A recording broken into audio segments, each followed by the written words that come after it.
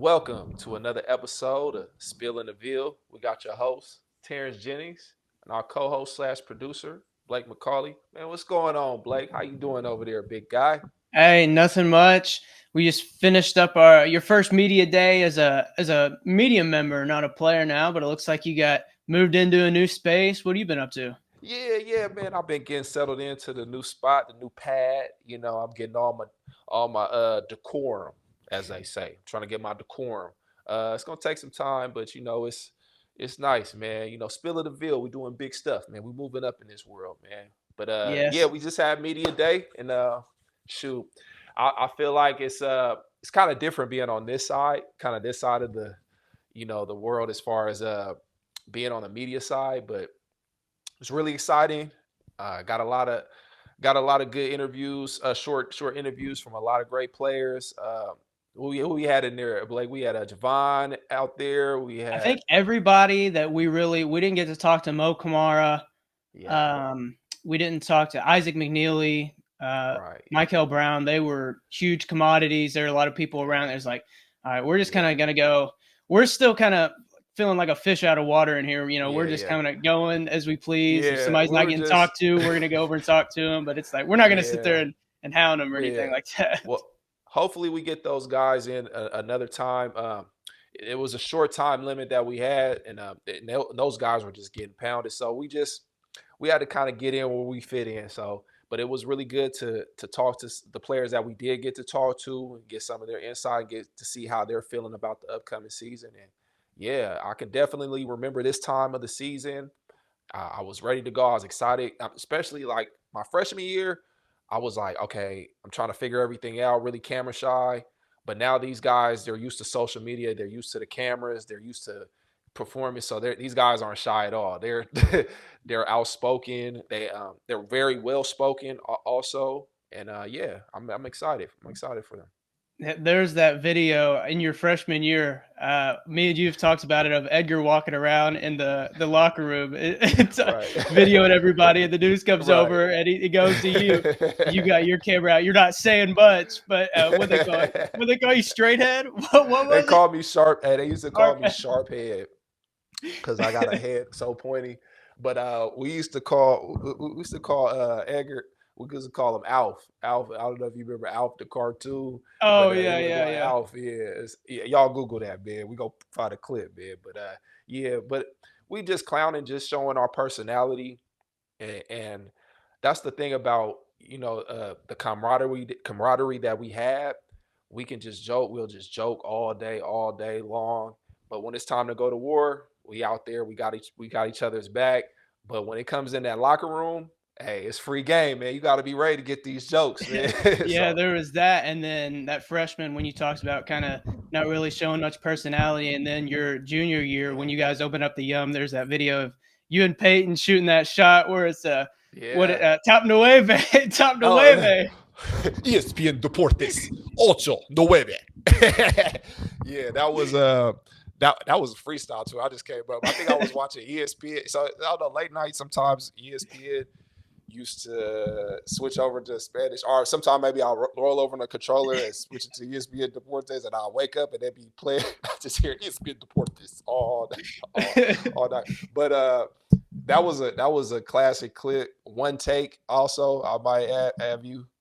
We each shot the first shot we put up, made him, and that was media day. I really got. I was that was my junior year, so I was really excited. We were opening up the KFC Yum Center at the time. We had just took a tour of the facility, so it was it was amazing time. It was an amazing time, and yeah, I wish I could go back, but yeah, we're here now. Yeah, out of all these discussions that we had, was there anybody in particular that really jumped off the page when we were talking to him? Uh, Man, everybody. I like J'Vonne. I like the way J'Vonne is approaching this season. He's gonna be a leader out there, and he's a upperclassman, so he's gonna. And shout out to J'Vonne for buying his mama house. That's really awesome. I mean, I know that's an amazing feeling to have. So, man, shout out to him and much love to his family. But he seems really poised, ready to go, ready to lead these guys. And Michael Brown, even though we didn't get to talk to him too much, he seems he seems mature. He seems like he's been here before. So I'm excited to see him. Sanada Fru, yeah, it's my guy right there. I like the big fella.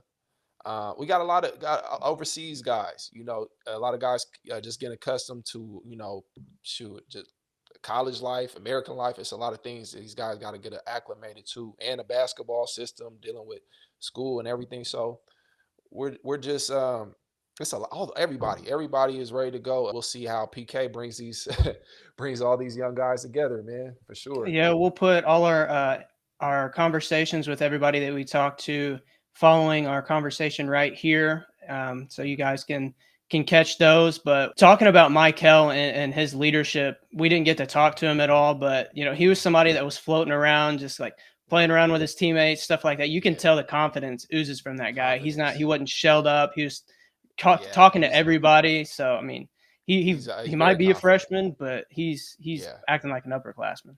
I like that. I like that. I like everybody.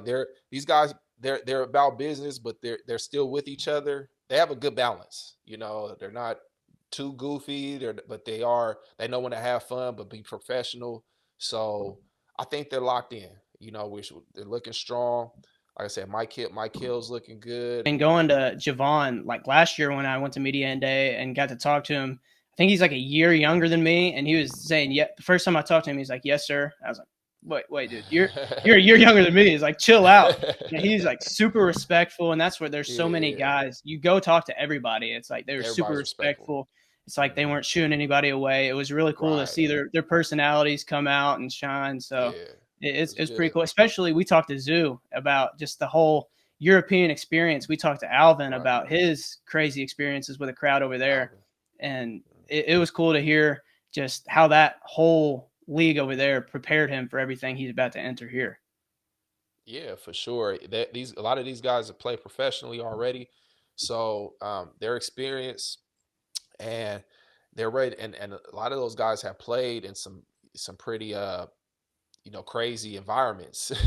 Just high and fire, light.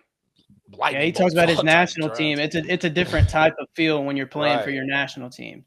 Right. So I believe that they'll be ready to perform in crazy environments and also be able to excel and actually get some wins. We're trying to get some wins under our belt.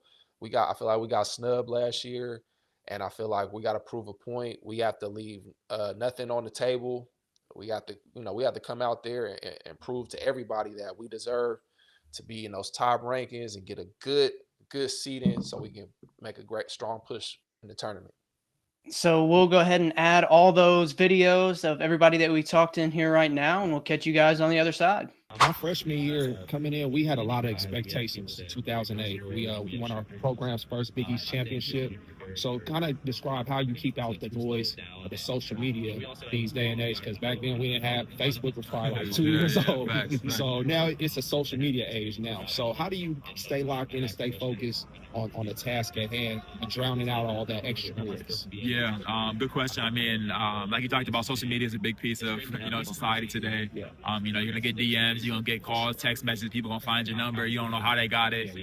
But at the end of the day, it's kind of just like Coach talks about all the time. It's called thump, thump, thump. Like, people are gonna love you when you're up. People are gonna hate you when you're down. Jumping off the bandwagon, jumping on the bandwagon all throughout the season. Win, lose, or draw. But it's kind of just like on our leaders, especially. When people are struggling, people are going through bad games. Whether you're a freshman, whether you're a 6th year, 7th year, no matter what the case is, you're gonna struggle. Like, that's just inevitable. You're gonna struggle with that, and this is on us to continue to stay in the gym, continue to work on ourselves, and try our best to block out that noise, like you talked about. It's hard to miss certain things on the internet nowadays, but we just look at each other. We brothers, and we already know the outside noise is gonna be good, it's gonna be bad, but we just gotta make sure we stand the same throughout all of it. we preach that to each other. Coaches preach that to us, you know. You did something that every kid dreams of doing, and buying your mom a house. What was that feeling like when you realized, like, I'm about to buy my mom a house right now? And what was that whole experience when you were able to tell her? Yeah, like it's an unreal experience being able to, you know, take care of your peoples like that. You know, God blessed me with the opportunity to do that. The NIL world blessed me to do that. You know, when I first told my mom that, you know, I was taking care of her and my sister and her 2 kids. So my sister and 2 kids are going out there and living with them. But, you know, just when I first told them, like, my mom broke down in my arms, cried. Like, it's just an unreal experience being able to do that. You know, I'm extremely excited, you know, for them to go out there and do that. I'm going to remember that experience for the rest of my life. So I'm extremely grateful. Yeah, that's awesome. So, And when you're looking at this coming season, Kanai, you guys came in together, even though he's just a freshman. Your experience, how much have you been able to see his growth from just the freshman year into his sophomore year? I mean, he's made big leaps. People always talk about that freshman and sophomore leap, and, you know, he's exceeded expectations. You know, I don't want to call like myself a big brother to him because, you know, he's his own man. But at the end of the day, like, his work ethic is going to take care of everything. And if we just continue to, you know, get on him with that, just stay on your work ethic, stay on the treatment especially, you know, everything will take care of himself. So we try to remind him of that because, you know, he has a special future. Johnny Ballgame's been around this team ever since Kelsey got here. And how much has he been just so pivotal to this whole team environment? Yeah, I mean, Johnny Ballgame's one of a kind. You know, when you talk about Coach's son, you know, sometimes people think about, like, hey, did, you know, Coach ever, like, come up to you and say, be nice to my son, or, you know, do this or that to my son? But, you know, that was never the case. Like, everybody's just kind of, you know, fell in line with just him being a part of the family, him being a brother. You know, he's on, you know, the bus rides, the plane trips, the practices. Like, he walks in the gym and everybody claps, calls Ballgame. Like, he is one of the guys. And so, like, it's just, he loves it, we love it, and we're all just grateful to have him around the program. Media day last year to now, how much have you grown on the court, both off the court, as a leader? People saw you obviously as a verbal leader last year, leading the team. So how much have you been able to grow throughout that year? I've grown a lot. Just me being a leader, I've been here. I can teach a lot of the guys that haven't been here. I can teach them certain things to help them get through. Because, you know, Coach PK, he's not a regular coach, you know. So I help them out and just being focused and disciplined, you know.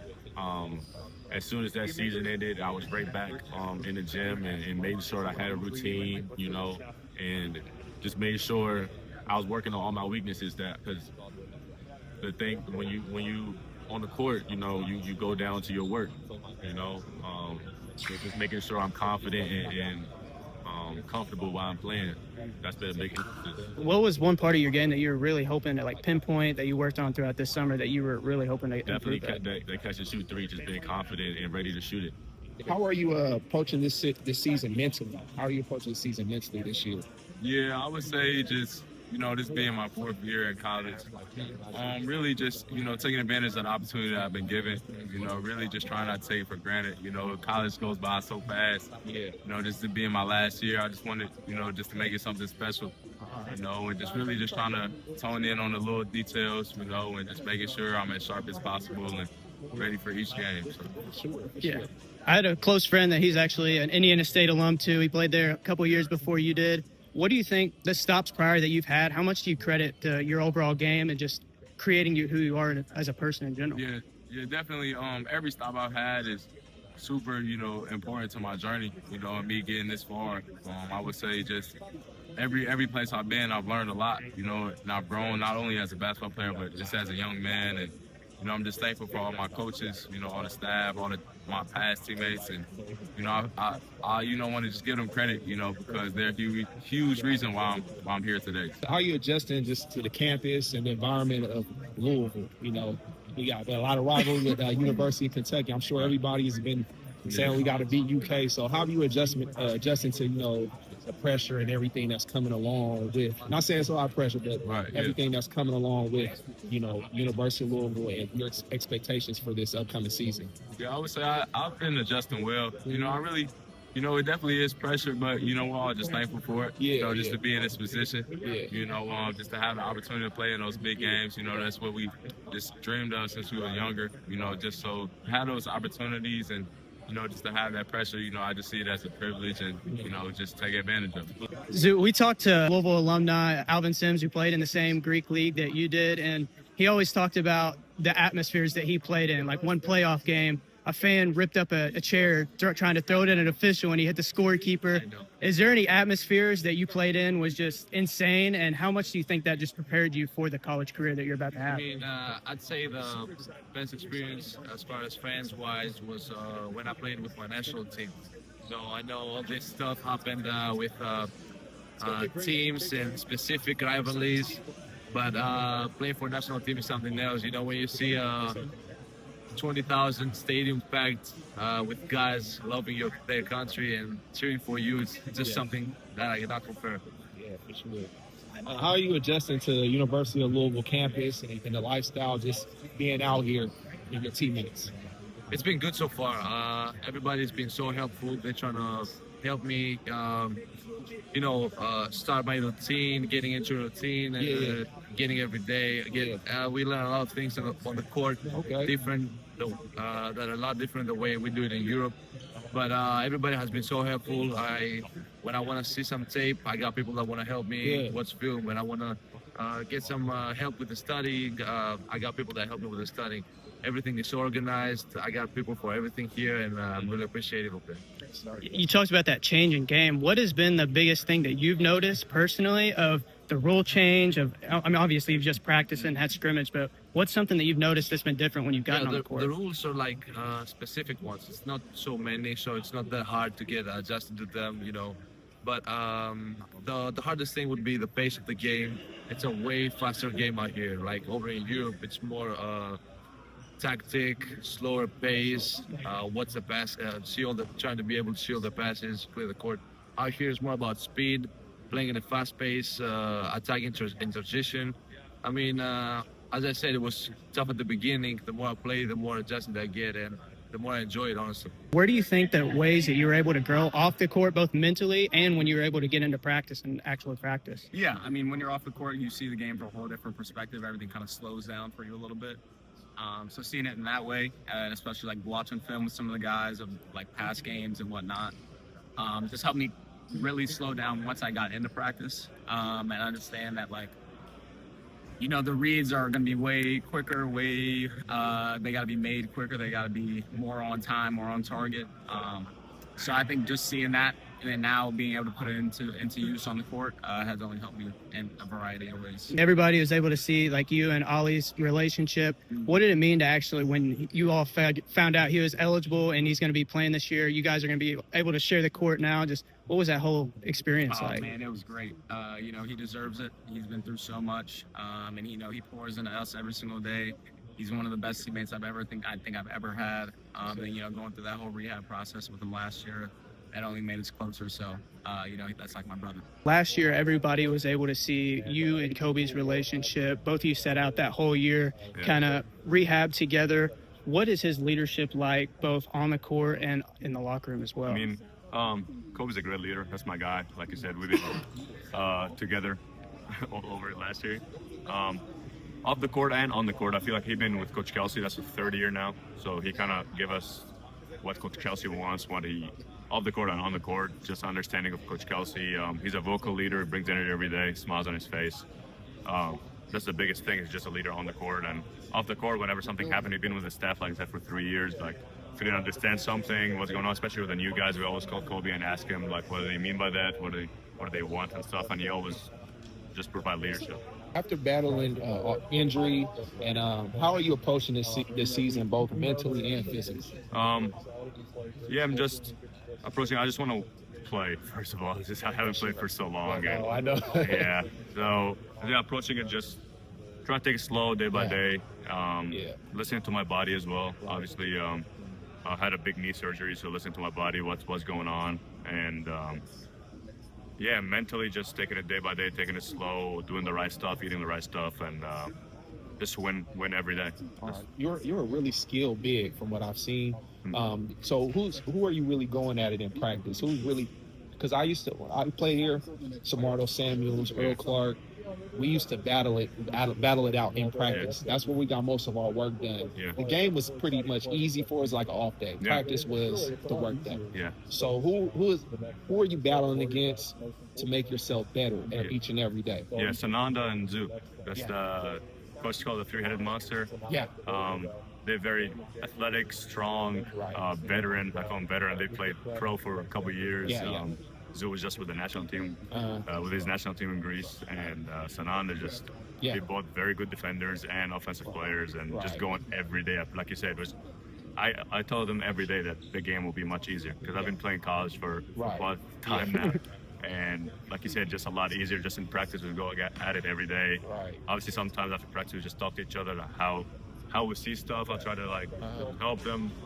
Like for my passing skill, they help me defensively as well and stuff like that. But like three of us just go at each other every day, making each other better, and for us to win. So one thing it's been talked about is the culture a lot and the power of the unit. What are some things that you guys do off the court just to bond and things like that? Yeah, just hang out. Like most of the time, we're just really tired from practice, especially in the preseason. Just long practices and long film sessions and stuff. But like this summer, we hung out a lot. We went to Charleston together, the whole team with the staff, and they gave us time just to hang out, just us.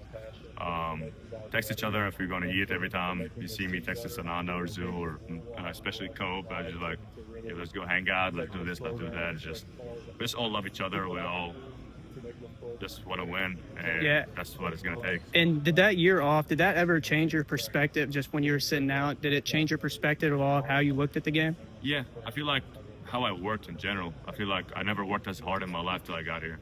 And in my head before, I thought I was working hard. And then I came here watching the guys work out every day, watching practice, watching the lift sessions and conditioning with Eli, and I was like, I never worked a day in my life. And just coming here, it changed a lot and changed my mentality, and I feel like I could push more now. Whenever I'm tired, I have an extra gear, and I never had that in my life. I would just give up. I would just walk out and stuff like that. Now I'm like, no, don't sub me out. Or in the weight room, I'm like, no, I can do stuff I couldn't do before. So it's pretty cool. And how pivotal was the coaching staff? Like when you might, as soon as you got out of that knee surgery, I mean, obviously you didn't have that strength back, and you probably were going through some setbacks. How were they pivotal in making sure that you stayed grounded? You mentioned we were 25 strong. Just they believed in me. That was the biggest thing. I just needed somebody to believe in me. Like that's what I'm very thankful for all of them, especially Katie and Eli, and and Coach Kelsey. Obviously, Coach Kelsey was very busy with the season, obviously, so I was just hanging out with Katie and Eli most of the time, and them believing in me. And I was doubting myself a lot. I was like, the weight is not coming off. I'm adding a few pounds, and I was manic. Like I was in my head a lot. And having Katie and Eli and Martin, our PT, they just like just take it day by day, just wait. And then once this October, November hit, when I started like looking better, looking leaner, I was like, oh, it's all worth it. So I'm just very thankful for all of them. I feel like best staff in the world. I'm grateful that I'm here. Coming from the European circuit, how are you mentally adjusting to the college basketball atmosphere? I think it's going pretty good. Yeah. I feel like the supporting cast over here is great. Yeah. It's amazing. All the people, coaches and GAs, people around just trying to help me, support me. And I feel like I'm doing my part in it, trying to study the game, be out here, and be on the court as much as possible. Okay. To get used to it and understand the game and see the differences. What's going to excite you the most this year competing in the ACC conference? I feel like the ACC is a super competitive conference. Yeah. And I feel like every game is going to be a good game. It's going to be a great game. And I'm just super happy to be here and go outside, compete. And especially super happy to play in the Yum Center. Yeah. I've heard so much great stuff about it, and I really can't wait to see that gym play.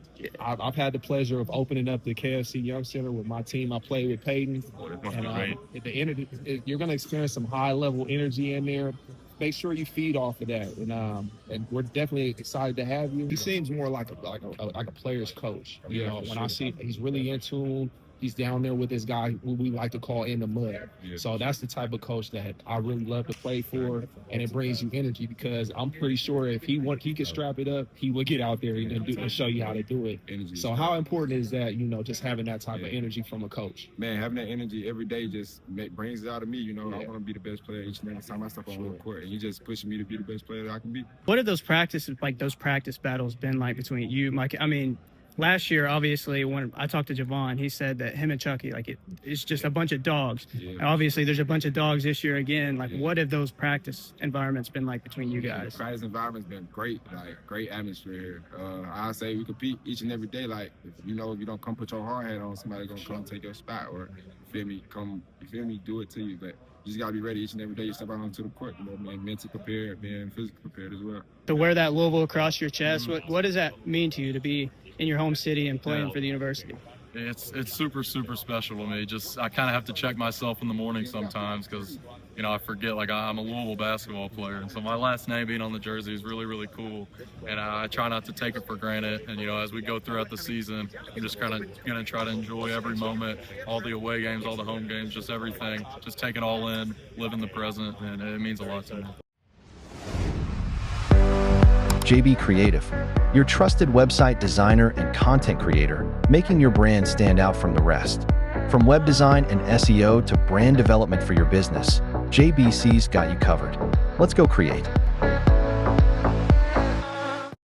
Just wanted to take a second and give a big shout out to Best Way, home of the low price guarantee or it's free, where you can get all your home furnishing needs on a deal. They have everything from smart refrigerators, washer dryer sets, 86-inch TVs, PS5s, Xboxes, all the way to reclining living room suites and bedroom suites. Bestway offers so many ways to pay, from retail to rent-to-own and even financing through Lendmark. With 2 locations in Indiana, 1 in New Albany and 1 in Jeffersonville, and 5 locations in Kentucky: Radcliffe, Dixie Highway, Hikes Lane, Shelbyville, and Shepherdsville. Stop by today and tell them that we sent you to get $100 off your new item. Now let's get back to the show. So segueing from our interviews at Media Day, we'll go ahead and talk about our layout for this upcoming season schedule. It's kind of depend on the days of the game. If it's like a night game on a weekend, we might be releasing our episode early in that day, and it'll break down everything to look for in that game. We'll have something called TJ's Top 3 Keys. And TJ, you want to give an example of what one of those keys would look like? Yeah, for sure. Just a quick example. Like we're going to play against Kansas upcoming. So one of the keys to success, or just 3 keys, TJ's 3 keys, would be control the pace and limit turnovers. Our tempo style is very important to us. So that's one of those things. But yeah, for sure. Yeah, so each of those keys will have a quick breakdown of why we think that'll be important to the game plan. We'll also have post-game breakdowns that'll be the day after games. Those will always come out the day after, just recapping the game and anything else that might be going on throughout the program. And what we'll end every single episode with, it was a big hit last year. We're going to keep continuing on. It's called This Week in Cardinal History. We're going to be picking a game that lines up specifically during that week from the basketball program's history, and we're going to highlight that game and sort of talk about why it's so important. So we might have some of your former teammates on again. We might have some legends we haven't had on again, or haven't had on. So it'll be cool to dive into some games we haven't yet. Yeah, it definitely will be wonderful to have some of those former guys come on and just walk us through their experience in that time period. This week in Cardinal history, I got plenty of those, and yeah, and it's going to be great. And the fans have really been taken to it, so we're going to just keep that going for you and look for more for sure. Yeah, throughout the season, we'll definitely be sure to add some fan questions in where you guys can interact. We'll do a hashtag where you guys can participate and leave your thoughts, and we'll pick some and put them on the show, and kind of talk about your guys' thoughts as well of what the fan base is thinking about the program. For sure. Yes, sir. Yes, sir, man. Appreciate you, everybody that's supporting the show. Make sure y'all like, comment, subscribe, Spilling the Veal on all platforms, all social media. For sure. Thank you. Yeah, that'll do it for today. Thank you, everybody, for joining us. Thank you to all our partners. Thank you, Unrivaled, Mixed Nation, Best Way, Cardinal Sports Zone, JB Creative. Make sure to scan that QR code up at the top right of your screen if you haven't already. Get your free $26 wash. You will not regret it. Best wash in the state of Kentucky, all of Kentucky, Anna. In the universe. Nobody is better. Nobody is better than Unrivaled. Facts. Yes, facts. Also, head into Best Way and get your $100 off there. Tell them that we sent you. But if anybody else would like to contribute, we've got our email up at the top of the screen as well, spillingtheville23@gmail.com. But Terrence, you got anything before we go? Man, we appreciate all the support. And we heading into 2026. And go Cards. We're going to win the championship this year. Let's go, baby. Let's go.